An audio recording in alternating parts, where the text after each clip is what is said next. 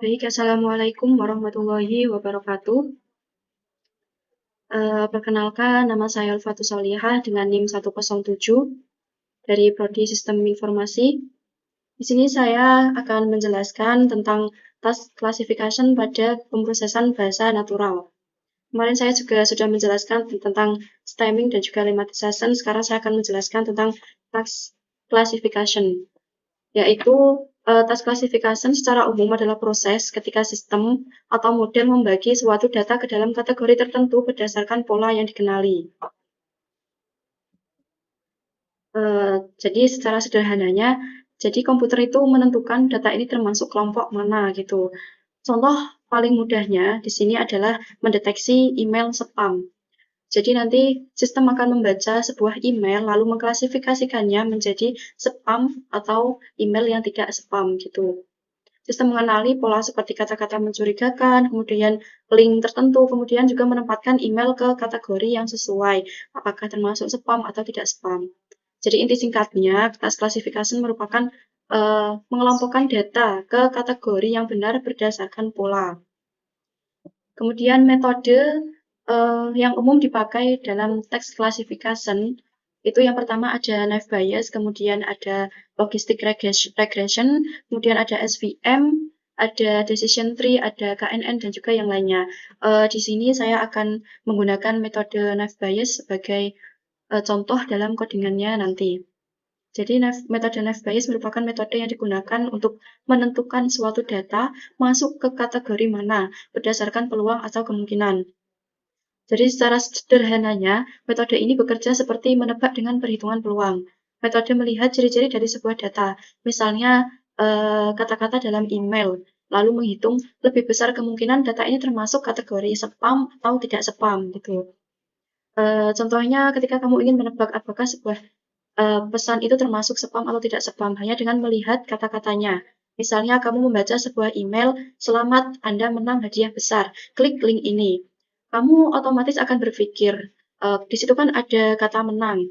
Nah, kemudian ada kata hadiah. Kata-kata tersebut kan sering muncul pada email spam. Nanti akan dideteksi oleh komputer.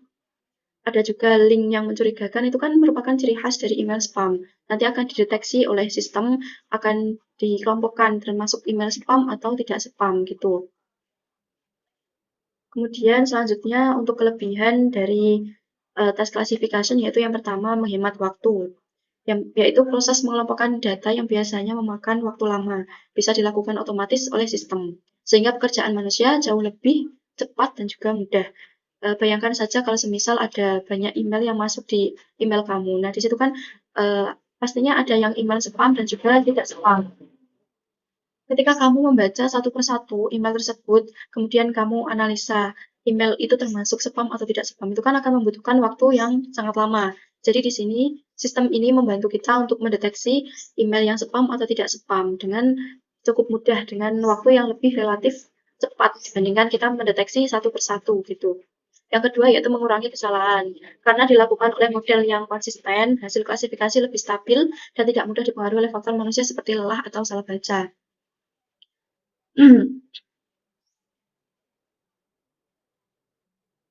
Kemudian yang ketiga yaitu mampu mengelola data dalam jumlah besar. Ketika data sangat banyak atau bahkan ribuan, jutaan, task classification dapat menangani semua tanpa menurunkan performa. Lalu meningkatkan efisiensi kerja. Sistem dapat langsung memilah data berdasarkan kategori tertentu, sehingga proses lanjutan analisis penyaringan rekomendasi lebih mudah. Untuk kekurangan dari task classification yaitu yang pertama bergantung pada kualitas data. Yang kedua tidak selalu mengenali kasus baru. Jadi bergantung pada kualitas data itu maksudnya jika data latihnya tidak lengkap, tidak seimbang, atau banyak noise atau kesalahan, hasil klasifikasi bisa salah atau tidak akurat. Kemudian tidak selalu mengenali kasus baru. Jadi model sering kesulitan ketika menemukan data yang sangat berbeda dari contoh yang pernah dipelajari sebelumnya, sehingga prediksinya kurang tepat gitu. Kemudian yang ketiga yaitu membutuhkan proses praolah data yang rumit. Untuk teks perlu pembersihan seperti tokenisasi, stemming, dan juga filtering. Proses ini memakan waktu yang sangat agak lama untuk menentukan hasil akhirnya. Sini saya akan menjelaskan untuk codingan dari task classification. Saya akan mencontohkannya di Google Colab. Sini kita buka dulu Google Colab-nya.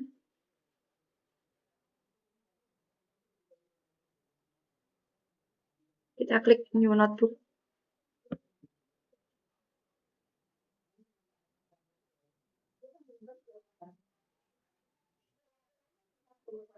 Kita beri nama dulu untuk project-nya.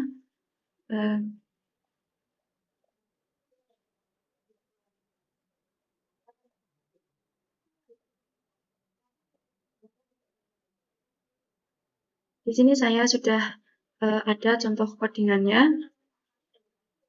Langsung saja saya salin ke Google Colab.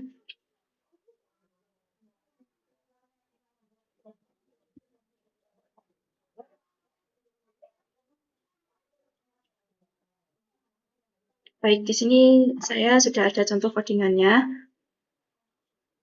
Seperti yang sudah saya bilang tadi, saya di sini menggunakan metode knife bias untuk contoh decodingannya. Sebelum saya run, saya akan menjelaskan terlebih dahulu untuk codingan ini.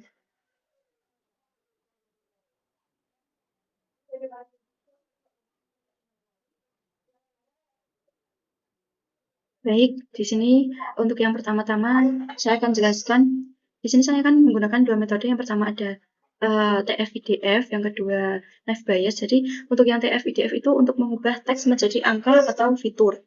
Kemudian untuk yang knife bias itu untuk mengklasifikasikan teks atau mengelompokkan teks. Di sini saya akan menggunakan contoh deteksi email yang spam atau tidak spam gitu. Nanti akan dikelompokkan email yang spam dan juga tidak spam. Untuk yang pertama di sini saya menggunakan library scikit-learn.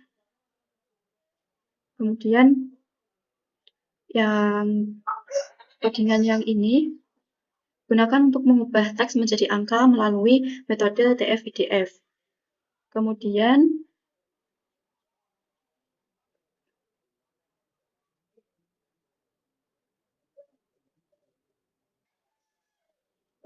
yang ini, yang kedua ini,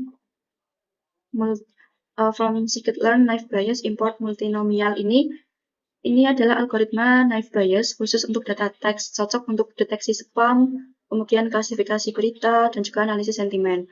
Untuk yang ketiga ini, scikit-learn model selection train test split ini, jadi untuk digunakan untuk membagi data menjadi training set, data untuk melatih model, kemudian testing set juga.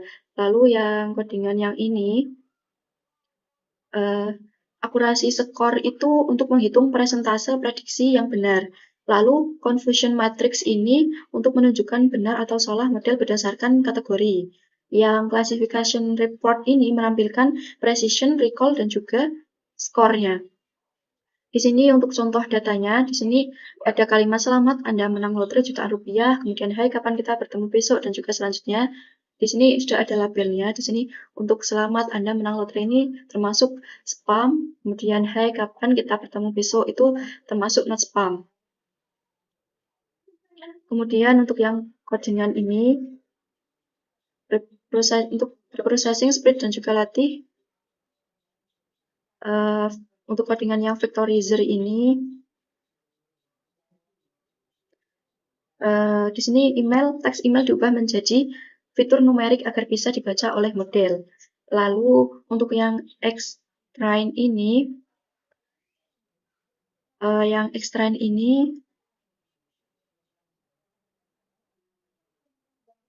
untuk data training dan juga data testingnya.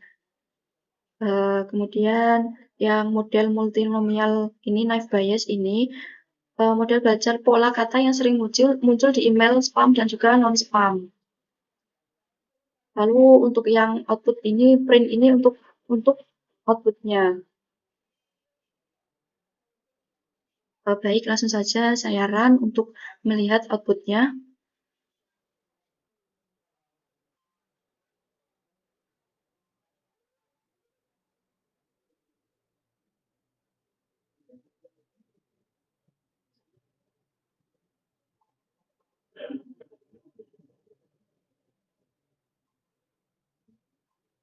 Baik, di sini sudah terlihat untuk outputnya, yaitu tingkat akurasinya adalah 100% karena metode knife bias ini memang cocok untuk digunakan mendeteksi email yang spam. Kemudian di sini confusion matrix-nya itu kan ada angka 1 sama 0 karena mesin komputer itu hanya bisa mendeteksi angka 1 dan juga 0.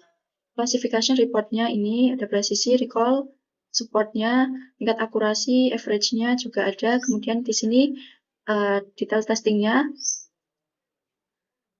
seperti kita lihat untuk email selamat Anda menang lotre jutaan rupiah ini termasuk